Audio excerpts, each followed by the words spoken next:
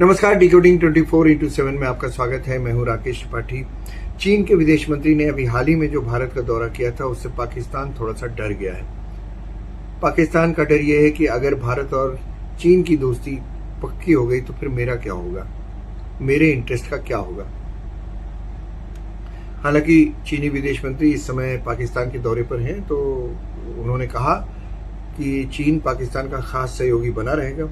इस्लामाबाद में चीन के विदेश मंत्री वांग यी ने यह भी कहा कि हालिया जो जियोपॉलिटिकल जो चेंजेस आए हैं उनकी वजह से जो रीअलाइनमेंट हो रहा है उसका पाकिस्तान के साथ साझेदारी पर कोई असर नहीं हो। रीअलाइनमेंट का मतलब समझ लीजिए कि भारत और चीन में जो दोस्ती बढ़ गई है वो उनकी अपनी दोनों देशों की है, उससे पाकिस्तान को कोई मतलब नहीं है, साफ साफ कह दिया। फिर पाकिस्तान के विदेश मंत्री ने भी कह दिया कि वे भारत से हर मुद्दे पर बात करने को तैयार हैं। अब पाकिस्तान के प्रधानमंत्री शहबाज शरीफ भी, आपको याद होगा कि कुछ ऐसी बातें कह चुके थे कि भारत से बातचीत के लिए वो तैयार हैं, मेज पर आ जाएं। लेकिन समस्या ये है कि भारत बात करे तो किससे करे। पाकिस्तान में फैसले कौन लेता है ये सबको पता है। बड़े फैसले वहां की आर्मी लेती है, खासकर भारत के साथ संबंधों पर। तो किससे बात करे। अब पॉलिटिकल लीडरशिप प्रधानमंत्री के रूप में शहबाज शरीफ हैं, उनसे बात करे या आर्मी चीफ से बात करे। क्योंकि एक बार तो ऐसा हो चुका है ना, पाकिस्तान से किसी भी तरह की बातचीत खतरे से खाली नहीं है। शांति की बात करने एक बार, आपको याद होगा, अटल बिहारी वाजपेयी गए थे, लाहौर बस यात्रा हुई थी, तो क्या हुआ था उसका आप सबको पता है। फरवरी के महीने में जब दोनों प्रधानमंत्री एक दूसरे से लाहौर में हाथ मिला रहे थे और लाहौर एग्रीमेंट पे साइन कर रहे थे, तो उस समय जनरल मुशर्रफ ने अपनी फौजें तैनात कर दी थी कारगिल में, ऐसी चोटियों पर जो बर्फ से ढकी रहती हैं और ठंड के महीने में जहां पर दोनों देशों की ओर से कोई भी सर्विलांस नहीं होता, कोई भी वहां पर गश्त नहीं लगाई जाती। तो इसका फायदा उठाकर उन्होंने वहां कब्जा कर लिया। इधर नवाज शरीफ और वाजपेयी जी लाहौर में, मैंने बताया जैसा कि आपको, दोनों दोस्ती की बुनियाद तैयार कर रहे हैं। और उधर जनरल परवेज मुशर्रफ ने कारगिल की कई चोटियों पर अपनी रेगुलर आर्मी भेजकर कब्जा कर लिया। यानी पाकिस्तान एक हाथ से तो भारत से हाथ मिला रहा था, दूसरे हाथ से हमारी पीठ में छुरा भोंकने का काम कर रहा था।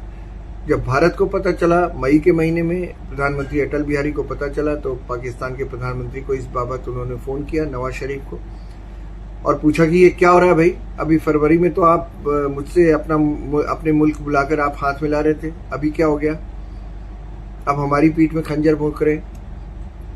नवाज शरीफ ने कहा मुझे तो कुछ मालूम नहीं है, पता नहीं क्या हो रहा है, ये जनरल मुशर्रफ मेरी बात मानते नहीं है, ये कैसे हो गया मुझे नहीं पता। हालांकि पाकिस्तानी सेना के अफसरों का कहना था कि नवाज शरीफ को सब पता था। बाद में जब जवाबी हमले में भारत की सेनाओं ने हमले किए तो पाकिस्तान के प्रधानमंत्री को रातों रात अमेरिका जाकर लड़ाई रुकवाने की मांग करनी पड़ी। तो भाई एक बात बताओ, तुम्हारे यहां तो कमान कई लोगों के हाथों में होती है, तो बात किससे करें हम। हमारे यहां तो एक प्राइम मिनिस्टर काफी है, फौज हमारी उसके अंडर में आती है। पाकिस्तान के प्रधानमंत्री से या फिर आपके आर्मी चीफ से हम किससे बात करें। अगर प्रधानमंत्री से बात करते हैं तो हो सकता है कि एक और कारगिल हो जाए।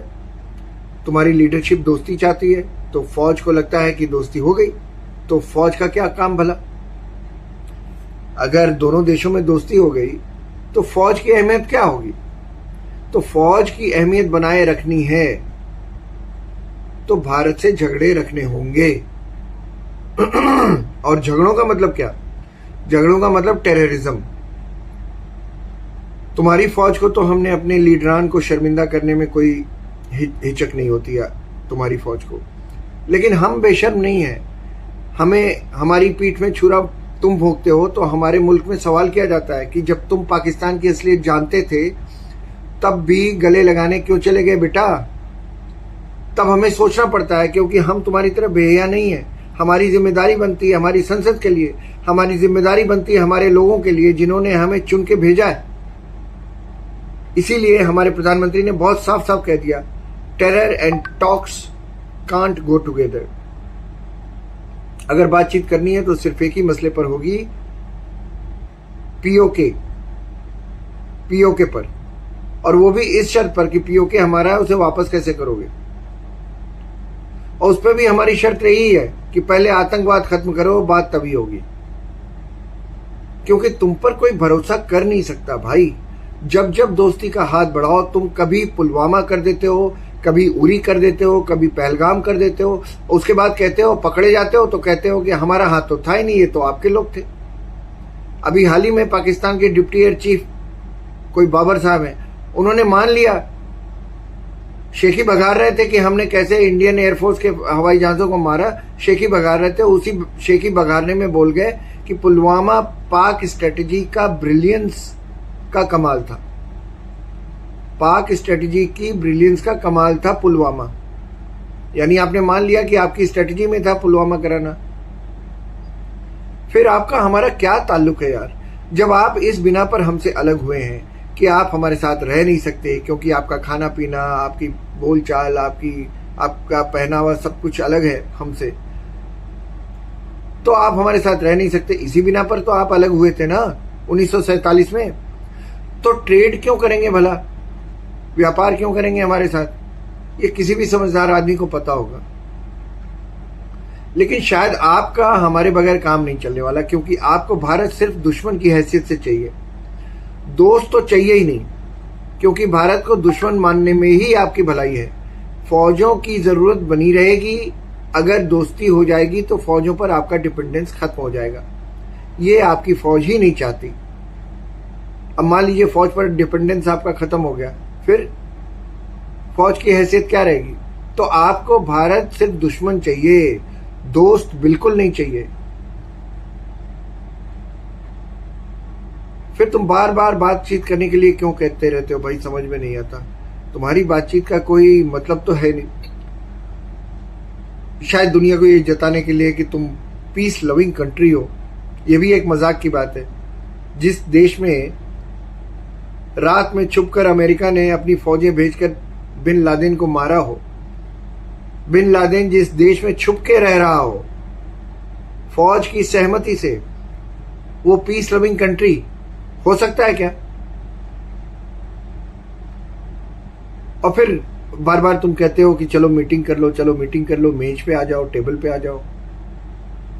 अरे तुम वही तो हो जो खालिस्तानियों को शरण और शहद दोनों देते हो, वही तो हो जिसका फील्ड मार्शल नहीं है, फील्ड मार्शल अमेरिका में जाकर कहता है कि अगर हमें लगा कि हम डूब रहे हैं तो आधी दुनिया को ले डूबेंगे। वही हो ना। तुम्हारी इन गीदड़ भपकियों से हमारे यहां कोई डरने वाला नहीं है। दोस्तों, कारगिल युद्ध के समय जब अमेरिका ने बीच बचाव किया था और उस समय के प्रधानमंत्री अटल बिहारी वाजपेयी जी से अमेरिका ने कहा था कि अगर आप युद्ध नहीं रोकेंगे तो पाकिस्तान एटम बम से हमला कर सकता है। वाजपेयी जी ने बड़ी शांति से जवाब दिया था कि अगर ऐसा हुआ तो पाकिस्तान अगले दिन का सूरज नहीं देख पाएगा, ये बता दीजिएगा उसको। अमेरिकन प्रेसिडेंट बिल क्लिंटन ने अपनी बायोग्राफी में लिखा है, माई लाइफ, इस नाम से उनकी बायोग्राफी है, उसमें इस घटना का जिक्र किया है। और दोस्तों, आपको तो याद होगा कि पाकिस्तान का प्रधानमंत्री बनने के बाद इमरान खान ने मोदी की बात बात पर कैसे बुराई की थी, और बात बात पर उसे हिटलर कहना, नाजी कहना। और जब भारत ने कोई जवाब नहीं दिया तो कहने लगे आओ चलो बात कर लेते हैं, आओ टेबल पे बैठते हैं। तो ये कहा सुनी कोई बच्चों का तो खेल नहीं है ना कि रोज सवेरे लड़ो और शाम को मिल लो। वही इमरान खान थे जिन्होंने शिकायती लहजे में कहा भी कि मैंने तो मोदी जी को फोन लगवाया था लेकिन वो फोन पर आए ही नहीं। अरे कैसे आएगा भाई, उसको हिटलर कहते थे ना तुम, नाजी कहते थे, नाजी। फिर कहते हो फोन नहीं उठाया। अरे भाई, तुम में और मोदी में स्टेचर का बहुत बड़ा फर्क है। मोदी का सबसे बड़ा हथियार ही उसकी चुप्पी है, और तुम बोलने से बाज नहीं आते। मोदी ने इन सब हमलों का सिर्फ एक जवाब दिया था, आर्टिकल 370 खत्म करके। अब छटपटा रहे हो तुम सब। हालत यह है कि पीओके के लोग भी अब आजादी की बात करने लगे हैं और हमारी ओर के कश्मीर में मिलने की बात करने लगे हैं। असलियत यह है, जरा सा गिरेबान में झांक कर देखो। तो भाई पहले कश्मीर में अपने बंदूकचिए भेजने बंद करो, बात तभी होगी। भारत अब नेहरू जी वाला भारत नहीं है कि खाला जान का घर है, आओ मारो चले जाओ। अब ये नहीं है। ये चैनल अच्छा लगे तो सब्सक्राइब कीजिए, लाइक कीजिए, शेयर कीजिए और कमेंट करके तो जरूर बताइएगा कि आपको कैसा लगा। मुझे दीजिए इजाजत। नमस्कार।